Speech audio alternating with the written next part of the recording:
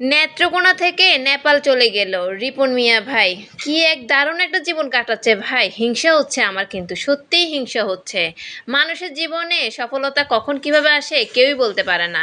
এই যে রিপন ভাইকে নিয়ে সবাই রিপন মিয়ার ভিডিও আর কি দেখে সবাই হাসাহাসি করতো, তামাশা হতো। সে রিপন মিয়া এখন দেশ বিদেশে ঘুরে বেড়াচ্ছে। তার ভিডিওতে এখন হাহা রিয়েক্টের চেয়ে লাভ রিয়েক্ট বেশি আসে। সবাই তার প্রশংসায় পঞ্চমুখ। আসলে জীবন এমনই, আজ যারা আপনাকে নিয়ে হাসি মশকরা করছে, কাল তারা আপনাকে নিয়ে প্রাউড ফিল করতে পারে। লোকে কি বলবে সেটাকে কান না দিয়ে নিজের প্যাশনকে ধরে রেখে আগান। দেখবেন কষ্ট করুন, জীবন সুন্দর হবে। আপনার প্যাশনকে অনেকে নষ্ট করতে চাইবে, আপনার স্বপ্নকে অনেকে নষ্ট করতে চাইবে, আপনার আপন ভাই বোন নষ্ট করতে চাইবে আপনার স্বপ্নকে। কিন্তু আপনি আপনার স্বপ্ন ধরে রাখেন, আপনার যেটা মন চাচ্ছে, যেটা আপনার প্যাশন, আপনার চোখে মুখে এটাই আসতেছে, ওইটাই আপনি করবেন।